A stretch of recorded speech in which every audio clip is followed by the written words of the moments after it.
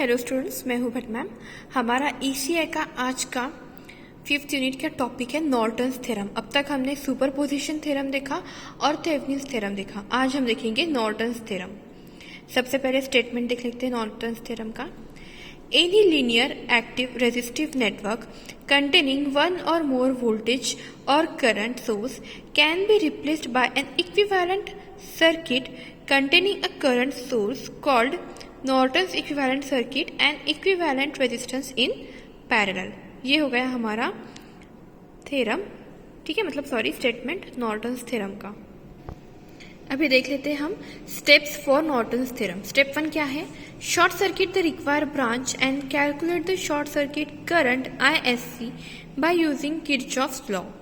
Step 2, calculate RTH, that is Thevenin's equivalent resistance for the circuit. Step 3, draw the Norton's equivalent circuit and calculate the current through the required branch as I equals to ISC into RE cube divided by RE cube plus RL। ये हो गई हमारी steps for Norton's theorem. अब देखते हैं हम numerical Norton's theorem का, ठीक है। तो न्यूमेरिकल क्या है हमारा? Apply Norton's theorem to calculate current flowing through 5 ohm resistor from the figure. मतलब इसमें हमें क्या बोला है कि नॉर्टन्स थ्योरम हमें फाइंड आउट करना है, ठीक है, और इसमें हमें करंट फ्लोइंग थ्रू 5 ओम, मतलब ये जो 5 ओम रेजिस्टेंस है इसमें से हमें करंट कितना फ्लो हो रहा है वो फाइंड आउट करना है, ठीक है। तो सबसे पहले स्टेप 1 देखते हैं। स्टेप 1 क्या है? कैलकुलेट ISC, मतलब शॉर्ट सर्किट करंट हमें फाइंड आउट करना है। After removal of 5 ohm resistor, मतलब क्या, जो हमारा 5 ओम रेजिस्टर है इस ब्रांच को हम रिमूव कर देंगे, ठीक है। After removal of 5 ohm resistance, when a short circuit is applied across the terminal A and B, as shown in figure, मतलब ये जो फिगर है देखो, ये हो गया हमारी ये हो गई हमारी फिगर। इसमें हमें 5 ओम रेजिस्टेंस जो यहाँ पे था उसमें से करंट कितना फ्लो होता है वो फाइंड आउट करना था। तो उसे हमने क्या किया? शॉर्ट सर्किट कर दिया, ठीक है। मतलब क्या, इस 5 ओम रेजिस्टेंस को हमने रिमूव कर दिया।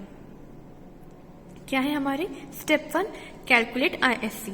After removal of 5 ohm resistor, when a short circuit is applied across the terminal A and B, जैसे कि हमने अभी फिगर में देखा, the part of the circuit containing 10 ohm resistance in series, मतलब ये जो हमारा 10 ओम रेजिस्टेंस है is in series with parallel combination of 12 and 6 ohm becomes redundant and hence the circuit simplifies to the form।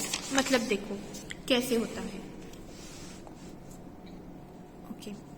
हाँ, तो देखो सबसे पहले हमने क्या किया, ये जो ब्रांच है 5 ओम रेजिस्टेंस की, इसे हमने शॉर्ट कर दिया, ठीक है। मतलब क्या, 5 ओम का जो हमारा रेजिस्टर था उसे हमने रिमूव कर दिया।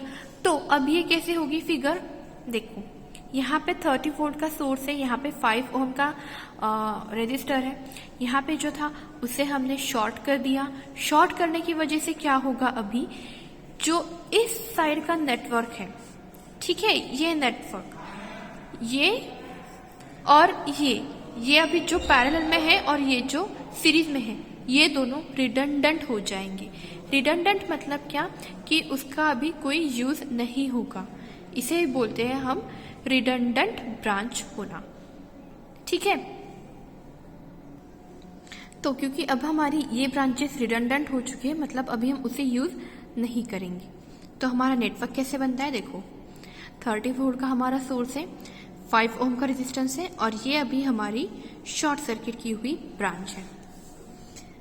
Therefore, the short circuit current through AB is, मतलब हमें AB में से जो शॉर्ट सर्किट करंट, मतलब क्या, ISC है, वो क्या है?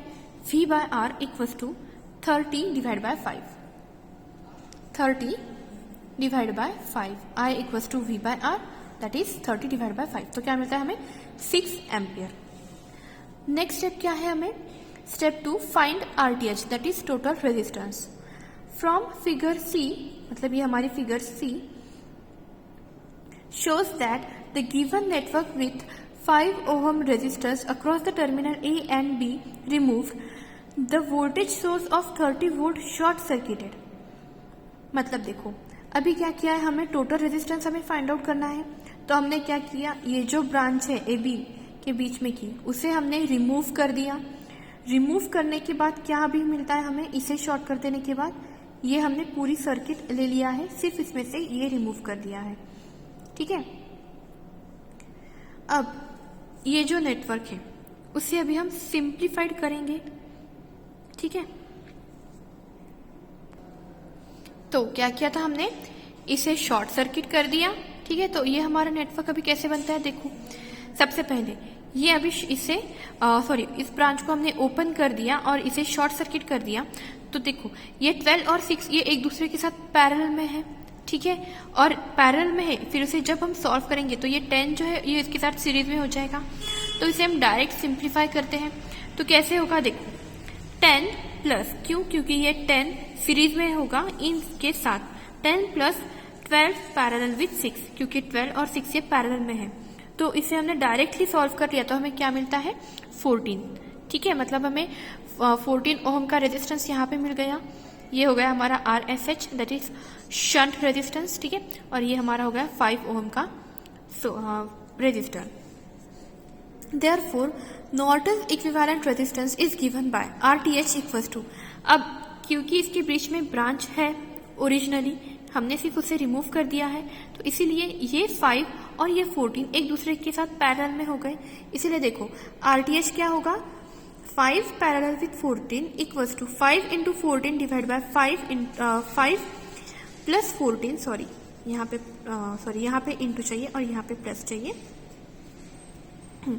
तो RTH equals to 5 parallel with 14, तो क्या होगा 5 इंटू 14 डिवाइड बाय 5 प्लस 14, क्या मिलता है हमें 3.68 ओहम। ठीक है, ये हो गई हमारी total resistance, that is RTH।